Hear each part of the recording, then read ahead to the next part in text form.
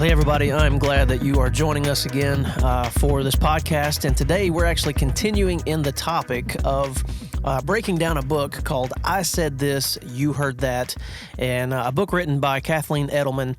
She is an expert in this field. And the interesting thing about this whole topic, what we're talking about again, is the subtitle says, How Your Wiring Colors Your Communication. And so learning about our temperaments, our colors that are associated with those temperaments, and how then our temperaments affects our communication, and of course then intersects with our lives of faith as well. Now, just like last week, I want to give you a quick encouragement to dive into this topic for yourself, to check out the related content that we have posted in links with the show, and then also looking at the YouTube channel that is provided by Kathleen Edelman and her crew that have supplemental videos and things that go along with this. And so today, hopefully, if you listen to part one, then you have taken the assessment for yourself and you have a general idea of your wiring and of the color that's associated with you, and that you're ready to learn more today. And so we're going to dive into a little deeper process into talking about these temperaments. And today specifically what we're talking about are the strengths and the weaknesses of each one of these temperaments. And to know that in all of these colors and all the temperaments, and with all of us, I think it's just a human thing in general, our intentions are generally good. Wouldn't you say? I mean, as we talk about our strengths and weaknesses, our intentions in life and what we hope to achieve or intend to achieve, specifically even in communication, it's generally a good thing. We want to make sure that we're understood and that other people are understood. And if we had a choice between helping someone or hurting someone with our words, most of us would say, of course, I mean, we want to help people, right? But yet, what is interesting is we do things like argue, right? And, that's not necessarily helpful. We ignore people. We interrupt. We even lie at times and use our words to manipulate and get our own way. If you've ever heard, if you've ever gossiped, then you know that that's part of talk that is toxic and can harm people's lives. But I think we're all guilty of it at times. And so that alone, that understanding of this is the why behind why this topic is so important and why we're talking about it. And I believe that at the end of the day, the key verse, what we're talking about here with the Apostle Paul, is that he understood this tendency that we all have. And so if we look back at the key scripture, it's Ephesians 4:29. And today specifically what we're looking at is the first part of the verse where he says, do not let any unwholesome talk come out of your mouths. Do not let, meaning that we have a choice that we get to make in every word that we speak, every single conversation, we get to choose the words we say. And specifically, why the Apostle Paul is saying this is that we're wired to speak the way we speak. It's in each of us, and we're wired perfectly to speak the positives and even to speak the negatives that are associated with our temperaments.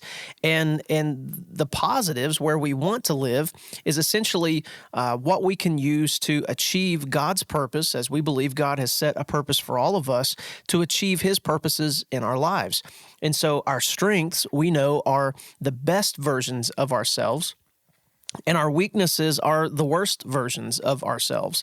And, for all of us, we have to come to terms with we have these two sides. And for some, it can be scary. But if it's scary for you, then I have some good news for you, because even though it's scary, again, you can choose the words that you speak. And up until now, maybe you probably didn't feel that way, or you just wondered why you are the way that you are. And learning about your wiring, learning about your temperaments, learning about communicating in a positive way is something that can be life-changing, not only for you, but for the people that you also speak with. Now, last week I introduced to you through Kathleen's assessment of these temperaments, the 4 different colors. And you had sanguines, who were the yellows, who spoke the fun and about people. You have the reds, who are the cholerics, and they speak power and control. You have the greens, the phlegmatics, who speak calm and harmony, and then also the blues, which are the melancholics, and they speak about perfection and order. But today what I want to do is talk about the individual strengths and weaknesses of each one of these colors. And so if you took the assessment and you found yourself to be a sanguine, then let's just start with that group, and we're going to talk about the loud strengths, as we call them, the loud strengths of the sanguine, because that's typically what you find with a sanguine person. They're loud, energetic, fun, and people, of course. And the strengths of a sanguine lie in the fact that they are magnetic storytellers. And so immediately, maybe some people come to your mind. They're magnetic storytellers who create laughter and joy, and they bring optimism to everything that they do. I mean, they're just fun to be around. They can be inspiring, they can be encouraging, and that's typically what you find from them. And even though there are these loud strengths, they also have their loud weaknesses, and maybe you can relate to this. They can elaborate maybe a little too much, or maybe even exaggerate too much about a situation or a story. They speak too loudly at times that it could be overbearing. They can dominate conversations or even begin to interrupt other people. And what you may find with a sanguine, they have a tendency to kind of be forgetful and maybe even a bit naive, right? And if you took the test and this was your outcome, right, this is your primary color, then you probably understand this. You're sitting there saying, how did anybody know this about me? And again, that's what makes these temperaments so amazing, is that we can determine things and measure things, which means that we can manage them as well, which is what this whole podcast series is about. One of the things about the sanguines that I appreciate, and I have a daughter who is a sanguine, and sanguine for me is kind of the secondary color for me, is they're uniquely wired to see the best in people and circumstances. And so they are so helpful to have around, especially in the face of a project that could require that optimism and require that enthusiasm for a team of people. When you hear the sanguines speak and their strengths sound a lot like, as we said last time, I've got a story for you. You can't wait to hear this. This sounds fun. We're going to have a good time tonight. Those types of things are what you hear a sanguine say a lot. But then in their weaknesses, some of the language that's used is, they may say things like, why are you always so serious? Right? Why do you always have to be so serious? Or you may even hear them say, oops, I completely forgot, because something else grabbed their attention, something else fun kind of took them in a different direction. And that's just kind of in a nutshell, what the sanguine temperament is all about. But the thing that sanguines want you to know about them, and it can get lost in translation at times, is that they're intelligent people. They're oftentimes very intelligent people who are capable of being serious when it's required. When they need to be serious, they can be. They're not just always about fun, but there's a reality check to them as well, and they can be serious and get the job done, just like any of the other temperaments. Now, I do want to say, too, this doesn't mean that only sanguines are the people who get to have fun, right, and who are optimistic or energetic. It just means that this is their natural inclination. This is the direction they move without any effort whatsoever. Other colors like the cholerics sometimes get a bad rap, which we're going to talk about next, because they're about power and control. And they're the ones that we often ask, why do you have to be so serious all the time? But that doesn't mean that cholerics can't have fun and that they don't enjoy people in their lives and that they're not enthusiastic or inspirational. And so speaking of the cholerics, their strengths are not loud strengths, but they're called powerful strengths. And cholerics were designed to be dynamic leaders who excel at decision-making and delegating. They manage tasks. They manage projects well. They can be responsible, and they are decisive. They can be quickly decisive. When a decision needs to be made, this is who you want in your corner. Now, in addition to those strengths, though, just like the other temperaments, they also have their weaknesses. And in the show link for this particular podcast, I'm going to link a list of strengths and weaknesses for each one of these temperaments so that you can begin to see it for yourself. And there's quite a few, and you can begin to understand it better. But the weakness of the choleric is that they have a tendency to be bossy, and they have a tendency to be impatient or intolerant or even argumentative at times.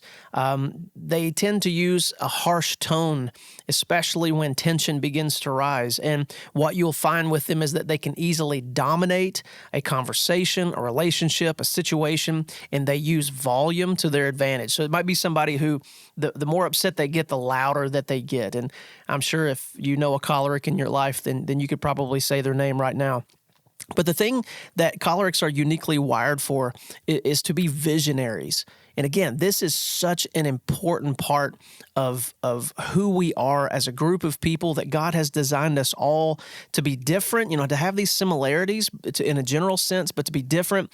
And we need those visionaries, people who can see the goal at the end and then figure out the steps on how to achieve that goal. And that's exactly what they want to do. They can see that goal line, and they are achievers.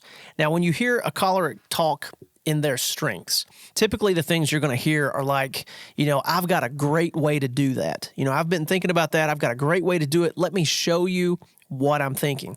Or maybe they would say things like, can you get that finished for me today?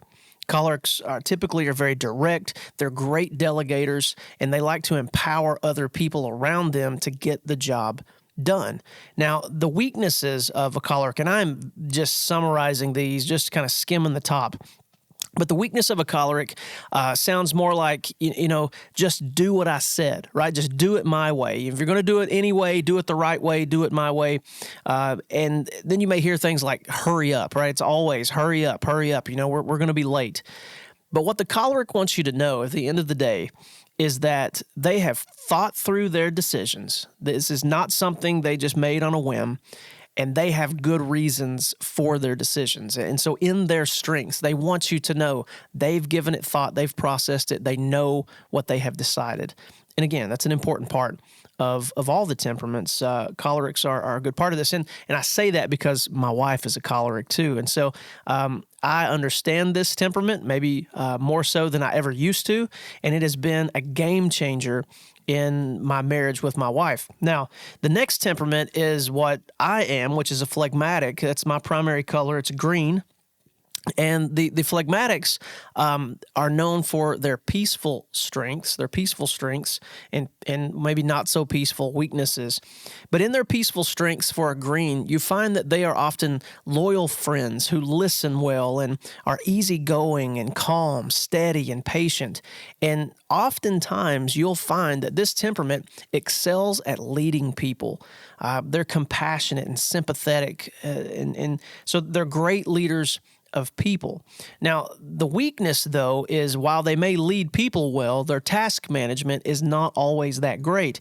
They tend to avoid conflict at all costs, to disengage even sometimes from events or groups of people. They respond to stress by being too compromising, to allowing other people to kind of make decisions or even altering themselves in order to appease other people.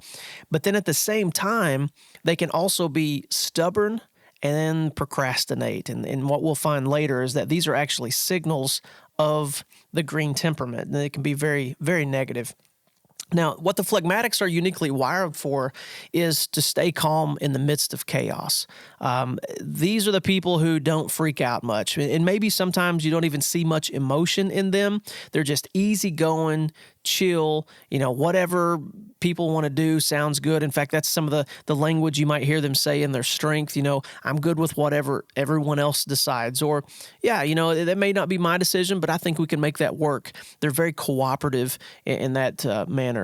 And the weaknesses of a phlegmatic oftentimes sound like, I'll get to that later, or I'll do that later. Or even when they check out, if they're being stubborn, to just say, I don't know. And you know that whenever you've heard that comment being used or that response, it can be problematic, right? It's just like they shut down, they don't want to talk. I don't know. Let's get on to the next thing. And so, again, with all the temperaments, they have their strengths and weaknesses. But the thing that phlegmatics want you to know ultimately is that I have ideas. They have ideas and opinions. And if they don't speak up, ask them. right? Sometimes they don't feel comfortable speaking up. So just ask them their opinion. And it gives them a sense of respect because somebody's valuing their opinion. And instead of them just kind of sitting there quietly, they're easygoing, but they do have opinions and they want to be respected. And that's a phlegmatic in a nutshell. The last temperament is the blue. That's the melancholics. And the melancholics, the way that we describe their strengths and weaknesses are the word deep. They have deep strengths, deep feelings, and deep emotions. Melancholics in their strengths are perfectionists who are detail-oriented. They're orderly. They're compassionate. They're often musical or artistic. And we find in them that they're both creative and analytical. Now, the weaknesses of the melancholic are deep weaknesses, and one kind of drawback that they have, and I work alongside a melancholic colleague, and they can remember the negatives. I mean, this is just kind of, their natural inclination. They can remember the negatives. They can kind of go back to that filing cabinet in their mind and pull out, that event or situation or whatever happened. And they fear failure. They have a low self-esteem a lot of times because they're questioning everything that they're doing. And in their weaknesses, they can oftentimes find themselves being judgmental or critical, overly critical about situations or even about people. But melancholics have their place in all of this, and we need them. They're a strong part of the temperament framework. They're uniquely wired to anticipate obstacles. They're cautious, but their caution allows them to be prepared. And they creatively become problem solvers. And so they're very, very important as we talk about our workplaces, as we talk about our churches, even in our relationships and communication. I mean, we need people who think in this way. The strengths of a melancholic, you may hear them say things like, I've been giving it some thought. It's been something that's on my mind for a while. Or I'm almost finished. I just need to fix this one thing. I need to tidy this one thing up. And because they're always going back and trying to perfect everything that they do. The weaknesses that you may hear through their language are things like, nobody understands me. I hear that a lot, or I'm worried about, and fill in the blank of whatever the situation is. They have their concerns, and they're always trying to problem solve for these things.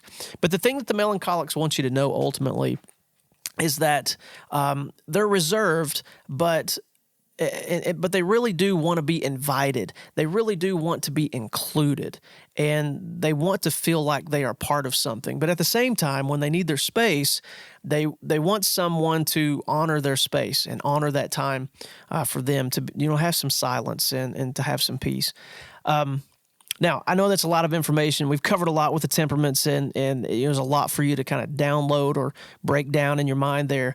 But we've attached more links in the notes for today so that you can see these things for yourself. And again, I encourage you to dive into this and learn more about it. Now, I want to kind of wrap this whole thing up with a question. And the question is, does one list or description stand out to you as being more accurate or a more accurate description of your life? Do one of these lists or descriptions seem to be more accurate to describe your life?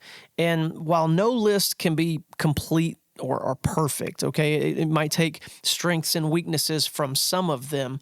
The question in it is, when you see the weaknesses, do you push back? Like when you see these things that are supposed to be attributed to your temperament, do you have a tendency to push back? And if you do, then again, there's good news in this, that's normal. We all do. It's difficult to acknowledge our weaknesses, but again, that's why we're talking about this. If you were to go to your family and friends and you were to show them the list of strengths and weaknesses, do you think they would agree with the temperament that you found is more like you? And if they would agree with what you would agree with, and this good news as well, because that's self-discovery and that's empowering for your life. And that can help you, again, in every single conversation you have with every single person, begin to change the course of conversations. And again, it's the reason that we're talking about this whole thing, being aware of your wiring. You can choose your response. You can choose whether you help and you're operating and speaking out of your strengths, or whether you're going to hurt someone and operate out of your weaknesses. And that's a beautiful thing, is to have that kind of control and to have that kind of awareness in our lives. So again, that's why we're focusing on this, because being aware of your wiring allows you the opportunity to choose your responses to other people. You can choose to respond in your strengths, or you can choose to respond in your weaknesses. And why that's important is because we know something about ourselves. At least I know this about me, and I'm sure that if you're watching, listening, you probably know this to be true about you as well. But weak actions of other people are often met with our own weaknesses. So you see somebody interrupting or being overbearing, and whatever the weakness is of our temperament seems to then come out to kind of clash with their weakness. And so when you notice that, you can choose differently. And the strong actions of others or their strengths are often met with our strengths. And a lot of times positive interactions take place because of that. And so this is important. This has the potential to change everything. And so your homework for today, though, and I do want to leave you with something, a next step for you to kind of grow in this process. And this is something that Kathleen Edelman came up with. This is not unique to me, but what she talks about in her books is that there's a script that we can all use to help us lean more into our strengths and be aware of our weaknesses, that we get to choose the best version of ourselves. You get to choose the best version of you. And the script simply goes like this. She says to just first initiate the pause, whatever, in the middle of the conversation, tension, situation, whatever. Just initiate the pause and then choose. And she writes it like this. She says to say to yourself, I have a tendency to be, fill in the blank with a strength or with a weakness, but I will choose to be and fill in the blank with a strength. And again, you can see those strengths and weaknesses in the links provided. I have a tendency to be like this, but I'm going to choose to be something different. So if you're a yellow sanguine, you might say, I have a tendency to interrupt, but I'm going to choose to listen. And so it makes you aware, and in that moment, to change the course of the conversation. If you're a red, you may say, I have a tendency to be bossy, but I'm going to choose to delegate. And delegate means I'm not just going to tell people what to do, but I'm going to empower them to do it. I'm going to trust them to get the job done. If you're a green, like me, we may say that I have a tendency to be stubborn, but I'm going to choose to be cooperative. I have a tendency to be stubborn, but I'm going to choose to cooperate with other people. I'm going to choose to remain involved.